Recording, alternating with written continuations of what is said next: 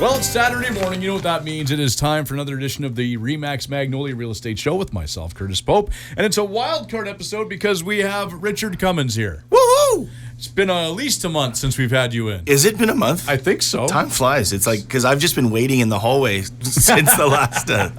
That's been the problem. Okay. Yeah. So I've got the same show here. We're just going to pretend that nobody heard it last time. I'll do it without the spelling mistakes. Wait, you're just listeners. That's right. They can't see the spelling mistakes. No. Otherwise, I'd be in a lot of trouble. No, yes. Because Ringo... He can't spell. He can't spell. Can't spell. Curtis is the only one who all my Beatle fans actually knows that, which is pretty crazy. I have my moments. That is a feather in your cap. There we go. I got that going for me. In your Dutton Ranch cap. Yes. Well, I've got my Yellowstone hat on, and you've got the Rip beard going right now. So. Yeah, the old man Rip in 25 years. Oh, I think there's a lot of hair dye going on with that poor guy because for one thing, he's a redhead in real life. It's true. So. I even remember him from Fast and Furious. Exactly, yeah. He looked completely different. Yeah, people didn't even know it. Yeah, I was watching Good Will Hunting one day, and my daughter came in, she goes, that guy looks a little familiar. I go, it's Rip. And she goes, it is not. Yeah. And I go, it is. And she goes, no way. And I'm like, look at the credits. Yeah, he had this weird Vince Vaughn, skinny, tall look kind of thing. Completely different dude now. Now he's the most badass guy, I think, he is in the world. He's just, the best character on the show. And he is, yeah. And it's finally coming back, yes, apparently. Yes, we're going to get the last 6 or 7 episodes, whatever it is. Yeah. Yeah, I'm counting down the days. Michelle's got her Dutton Ranch whiskey in her office on the cart there. Yeah. And I'm not wearing it, but I've got a Dutton Ranch belt buckle. There we go. I could serve Thanksgiving dinner on it. Yeah, that sounds about right. Yeah. Well, we got to talk a bit about real estate, not about the Dutton Ranch, which is a heck of a lot of real estate. Yeah. But we got to talk about real estate, what's going on here. So what's on the wild card episode today coming from the brokerage co-owner here? Yes, the brokerage co-owner. I got to give you the title so people know who you are. Yeah, it's a pretty important role, and it's kind of like a big deal. And as we discussed last time, you don't have to be a real estate agent to be an owner. No, you just, like I said, straight to the top. Yeah, skip the middle part. Just... more bricks, less straw. Just keep the, You work smarter, not harder. Work smarter, not harder. That's it's I shouldn't say it. I had a joke there, but it'll be for the break. Okay. Yes. Just first part here. Let's so they know what they will be hearing. I'll do a little quick recap on NAR, which we talked about last time, and some of the funny things that happened there. Talk about some real estate in the news that is happening right now, and a little bit about AI. So remember last time we talked about the National Association of Realtors and a very strange class action lawsuit? Yes, we did talk about that. It was by a group of home sellers in Missouri, and it turned the entire real estate market in the U.S. on its head. They had a understanding that buyers should be paying commissions in real estate transactions, and so... it was because of bad marketing, really bad marketing on some realtors who keep saying that to buyers agents or to buyers agents to their clients, it's free, it's free on your side. It's the seller pays the commission. It's this and that, and trying to, just get clients through really cheap and lazy kind of marketing like that. But what it did is it created a ton of confusion and a ton of bad blood, and so what did they say? Follow the money, right? Mm-hmm. Speaking of even Dutton type things, but does a seller pay out the commission? Yes. So the problem is, without remembering one thing, without the buyer, there is no money. There's no money. And the seller can ask whatever he wants, and he can. Sit there, but without a buyer, the transaction will never happen. Just a recap on that of why we shouldn't worry and why this is already, but just Canada's starting to boil, and people are it's just starting to get in the news here, and I just wanted to preemptively tell people not to worry. Just remember this: money from the buyer gets transferred to the seller, who in turn transfers a portion to the selling agent, who then transfers a portion to the buyer's agent, who represented the person who had the money to begin with. It's that simple. We don't need to create all this more rules and regulations and red tape. The buyer does sell or pay for commission. It's a service, right? Right. It's a business. A service happens. You get compensation for that service. We're not going to reinvent the wheel of free market capitalism. It is a service. You get something. And how you get it is already... So, yeah, don't worry about it. Don't worry about it. Because I was just at a conference and we were talking about it. And people are starting to worry when it's already sort of fading away. So don't even start to worry. So there. And nothing's free, folks. Nothing is free. No. Even when you think it's free, it's costing you somehow. Yeah, it is. Especially if you hit that thing on the computer and it's free. Well, now the bots are in. Exactly. Good luck with that. Yeah. Okay, in the news. Real estate in the news. David Eby. He's your Premier BC NDP Yep. leader. And he came out with a plan for the government to supply 40% of your mortgage for middle-class home buyers for 25,000 homes.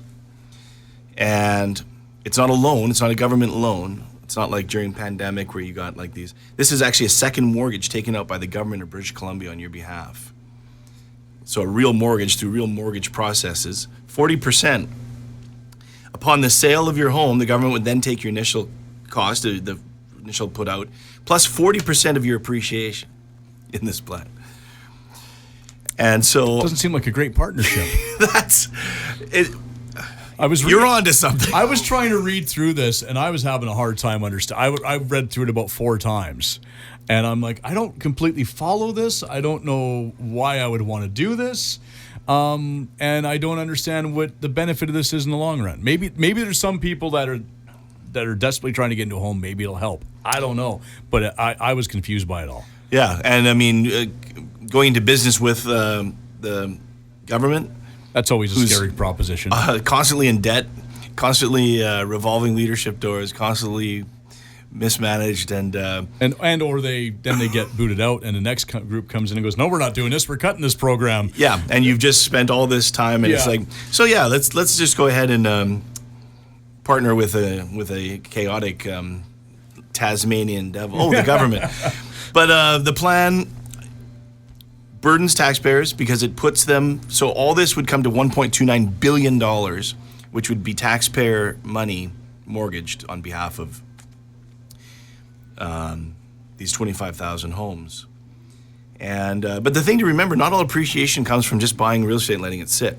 Appreciation does come from that. Mm-hmm. But what people do most of the time, home buyers, they get into a place, they refurbish it, they upkeep, they put quality items in. A lot of your appreciation comes from the things you do once you buy a home. And for the government to come in and take 40% appreciation on stuff, they mortgage 40%, but they're taking appreciation on factors that they didn't participate with. Yeah, that's one of the parts I was stuck on. I'm like, why do you get to claim that much? It seems like it's a rather large man in a trench coat that I'm giving money to on a football game. Well, the initial 40% becomes 240%, because as your 40% mortgage comes back, then 40% on appreciation. Yeah. So not the government's a bookie. Yeah. At this rate. When's the last time they were audited? Yeah, but that's almost 50% appreciation being taken by the government, and it's not, and it's a mortgage, and it's on, and the person on the hook is you and I. It's the BC taxpayer. And if you had like we had there in the 2010s, where basically over the course of 5 years, everybody's house tripled in value. Government's getting a lot of money that they didn't do anything for. Oh yeah, and this plan, it's no mistake. This plan's coming out now because we will be having a very healthy market coming very, very soon. Mm-hmm. I think we've been through the dark winter. And they know it's changing, and that 40% is going to go a lot further than the input. And to be my view, rates are changing for the home buyer's benefit anyway. Just if you can wait, hang on for that. It's going to be a little slow moving right now, but it's coming. Get your own mortgage and keep your own appreciation. That's how you can grow and get into a better home. See, these are meant for starter homes. You need that capital from your starter home more than anything because it's a first thing. It's like a minimum wage job. It's your first thing. You build on that to get to your next thing. And if you start giving it away now, you'll always be behind. My opinion. from my own experience, I would follow you on that because we bought our house in Prince George for $92,000.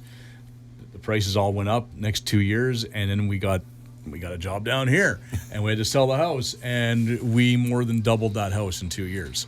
So then we had a down payment to move down here. Right. Otherwise, yeah, I mean, it's tough to get that down payment, right? Yeah. And if you can get it in another market like that, and now if we would have to pay 40% of that to the government, we wouldn't have had enough for a down payment here. Yeah. Not on what we got anyway. We'd have maybe been able to get a townhome or something. Yeah, they call it real estate profiteering, but real estate is the biggest investment you're ever going to make. I never understand this sort of black negativity that gets shoved on real estate. And to go along with it, they can chuck the flipping tax as well. That's just nonsense. You know what flippers do? All these homes that are rotting into the ground they actually refurbish them and make them livable again. The flippers are doing you want to talk about recycling? Give the flippers a break, man. They're recycling these homes and making them livable again.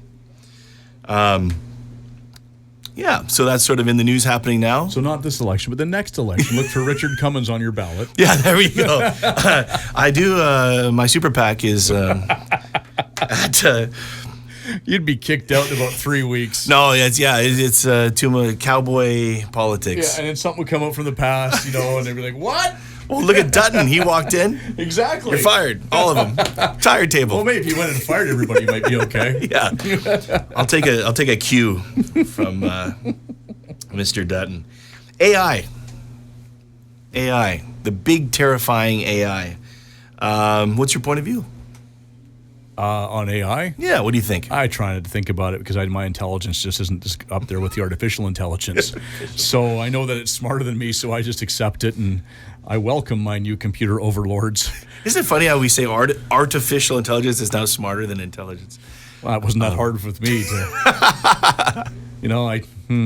Skynet is on its way. What can I tell you? That's right. Yes, as is the next Terminator movie, I believe. Yeah, I've seen what happened in the Terminator movies, so it does. I'm concerned about certain aspects of it. At the same time, there is some amazing aspects to it when you think about it. When it comes to, say, cancer research, doctors, they have to take breaks. A computer can keep running tests and things and rerunning numbers and running numbers and running numbers.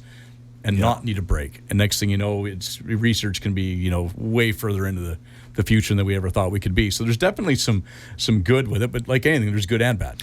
Yeah. In everyone. Exactly. Yeah, but we don't play Ebony and Ivory on this station. No, not for a while. No. There should be a country version of Ebony and Ivory. I'm surprised there isn't. It'll be Cowboy, what was his name? But everybody knows Paul McCartney and Stevie Wonder. Come on. Yeah. It's true. They actually could be played on any station. I think about AI because a lot of people think it's going to be taking jobs. AI is going to come in and replace things, and it is. Cars replace the wagons, those poor old wagon makers.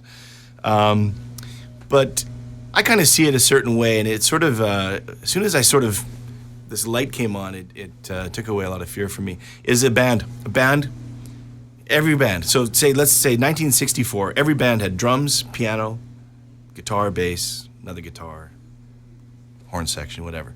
You had your basic rock and roll instruments. So guess what? So did everyone. But the Beatles made Sgt. Pepper. And who didn't? The guys, Jerry and the Pacemakers, didn't. But they all had drums, they all had keyboards, they all had guitars and basses. With ChatGPT, everyone's got everything. Everyone's got the same tool chest now. But the cream will still rise. I have faith that the cream will rise. It's how you use it and your creativity and your skill set. So I'm not worried about it too much. Yeah, I'm kind of with you. There's aspects of it that concern me, but at the same time, I think there's a lot of potential good that can come from it. And we'll wait and see. But now when there's an AI version of me on air next week. And that version's winning all the awards. That's right. That version's way better. I'm going to have concerns. We will. We'll have to talk to somebody and write a letter. Well, with that, we should probably take a quick break. People want more information about Remax Magnolia. Where can they go? Remember last time when I said I'd have everything written down? Yeah. You should have it memorized. You're the broker owner. Come on. It's true, but I was memorizing all, good heavens. One thing at a time. I'm sorry. Did you see the color of my beard? I just... I believe it's RemaxMagnoliaRealty.com. I think you're correct. We're back with more right after this.